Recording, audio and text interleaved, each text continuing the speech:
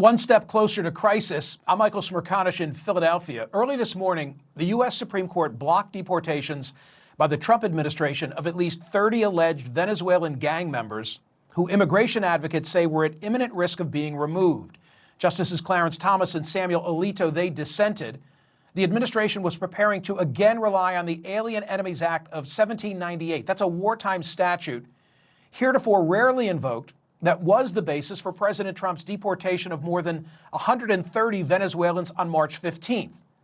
The action by the Supreme Court, it caps a week in which President Trump has been on the wrong side of three high-profile issues, none of which have seemed to cost him politically. But that might be about to change. On Tuesday, I tweeted this: 3 stories dominate the news. In each, Donald Trump wrong on the merits, but benefiting politically. Number 1, defunding Harvard. Number 2, not facilitating the return of Kilmar Abrego Garcia. Number 3, reducing the IRS workforce by 40%. Wrong, wrong, and wrong. Cheers, applause, USA, USA. Issue 1, Harvard. The New York Times is reporting today that an emailed letter from the Trump administration, which set off this tectonic battle between one of the country's most prestigious universities and a U.S. president, was actually sent in error. How that will impact the current battle, that remains to be seen. I have no doubt that the university was flat-footed in initially responding to anti-Semitism that followed the Israeli response to the Hamas attack of 10/7.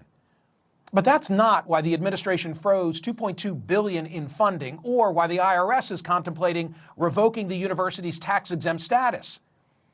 Ordering Harvard to ensure, quote, viewpoint diversity in each department, field, or teaching unit might be a worthy goal if it's directed by the Board of Trustees. But coming from the federal government, it's a gross overreach of power. And by the way, it's completely at odds with old school conservatism. And most of what Trump is seeking to impose on Harvard, it's got nothing to do with protecting Jewish students. To the contrary, consider Jacob Miller, Harvard class of 2025, former Harvard Hillel president, former editorial chair of the Crimson. He wrote this: anyone familiar with campus life knows funding cuts will have little effect on Jews' experience at Harvard besides degrading the quality of research and instruction. Worse, they could set back research significantly and destabilize the academy, one of the institutions in which Jews have historically thrived. Ditto Yair Rosenberg, writing in The Atlantic, quote, in reality, Donald Trump and his allies have been using anti-Semitism as a pretext to advance a radical agenda that has nothing at all to do with Jews and that most American Jews do not support. So what's the real aim here? The real aim is the further dismantling of those spheres of opposition to this administration. First, it was big law. Second, it was the big media. And now it's the most elite of academia. So you're thinking, that means this is a losing issue politically for the president? Hardly. This is a fight that he relishes. Trump might be vulnerable waging such a war against a state university, think Penn State or Michigan State. But Harvard's a much less sympathetic target, perceived in the heartland as a bastion of both elitism and liberalism. Trump, wrong on the merits, right on the politics. Issue 2, Kilmar Abrego Garcia. Born in El Salvador, entered the U.S. in 2011 illegally. When he was 16 years old, last month he was arrested in Baltimore and deported back to El Salvador, where he was at first housed in that notorious terrorism confinement center, the largest prison in Latin America. Maximum security built to hold gang members. He's since been moved to another location, another prison. The administration originally admitted mistakes in his deportation, but now they defend their decision. To the Trump White House, Abrego Garcia, he's a dangerous criminal. He had hearings in 2019, found by 2 judges to be a member of MS-13 gang. In addition, they now note that he has a history of domestic violence and is suspected as a human trafficker. His deportation, according to this view, in 2025, if anything, long overdue. To his defenders, he's a law-abiding man with deep roots in this country, married to a U.S. citizen, raising 3 kids, never been charged with a crime while living here, and the evidence that he's a gang member, they say, that's thin.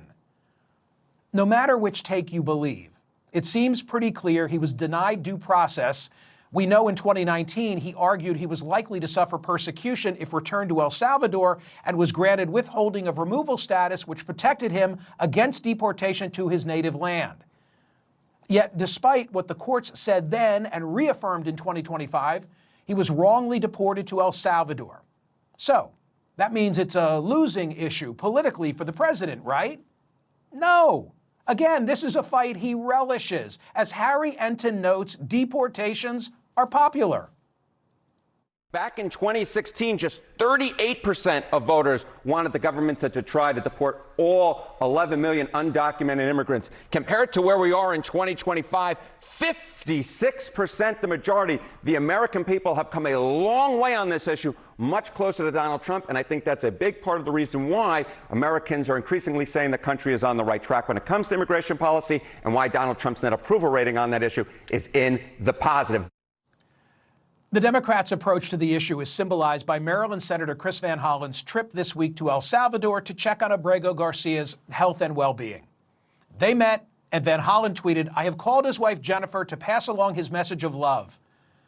Meanwhile, while Van Hollen was in El Salvador this week, Patty Morin was invited to the White House. She's a Marylander. She's a Maryland citizen. Her daughter, Rachel, was killed by another migrant from El Salvador, a crime for which he was convicted on Monday. Rachel Morin's murder left 5 children motherless. Check this out. This is the New York Post from Thursday with coverage of that White House meeting. Patty Morin said that Senator Van Hollen barely acknowledged her daughter's execution. So was Abrego Garcia denied due process? And will that politically harm the president? Not when Abrego Garcia is sharing a split screen with Patty Morin. President Trump, wrong on the merits, right on the politics. Issue 3, the IRS. This week we learned the administration is seeking to slash personnel. CBS reported that the IRS is planning to cut up to 40% of its workforce after Tuesday marked the official end of tax filing season. According to an internal memo, it said that the IRS will send a reduction in force, a RIF notice, on a biweekly basis. The RIF plan also states the agency will go from 102,000 employees to its targeted ending figures of 60,000 to 70,000. News of the memo was first reported by the Federal News Network. There's nothing wrong in principle with downsizing government. No large organization is perfectly run, and a streamlined federal workforce could arguably cost less without any loss in efficiency. But here's the thing. The nation has more than $36 trillion in debt. And a reduction in IRS personnel will mean even fewer audits, with audits already in decline. A New York Times analysis published this week showed that the IRS audit rate has been lower this decade than in most taxpayers' lifetimes. The rate for individual taxpayers has decreased by about 2/3 since just 2010. Not surprisingly, lower audit rates mean less government revenue. Arguably, Trump's policies will put the U.S. further in debt. So that means it's a losing issue politically for the president, right? No. What politician wants to argue for the ability of the IRS to conduct audits? The Biden administration tried to do that. Again, it's a fight he relishes, even though he's struggling to justify continuation of the 2017 tax cuts while trying to extend relief to the working class, many of whom voted for him. Harvard, Abrego Garcia, the IRS. When might the merits and the politics align? Well, each of these issues is now being litigated. And while the court outcomes remain uncertain, one thing is clear. Americans overwhelmingly still value the rule of law.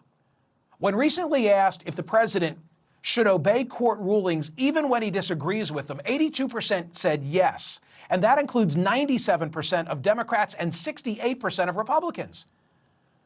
It used to be an article of faith that a U.S. president would obey a court order, like the court order issued this morning by the Supreme Court blocking deportations of certain Venezuelans currently in Texas. But it remains to be seen how the Trump administration is going to respond. Kilmar Abrego Garcia was not removed from the U.S. under the Alien Enemies Act of 1798. Nevertheless, In the face of legal challenges to his removal, the White House rewrote a New York Times headline yesterday, and then they tweeted it out. The headline, as originally written in the Times, said this: Maryland senator meets with wrongly deported Maryland man in El Salvador.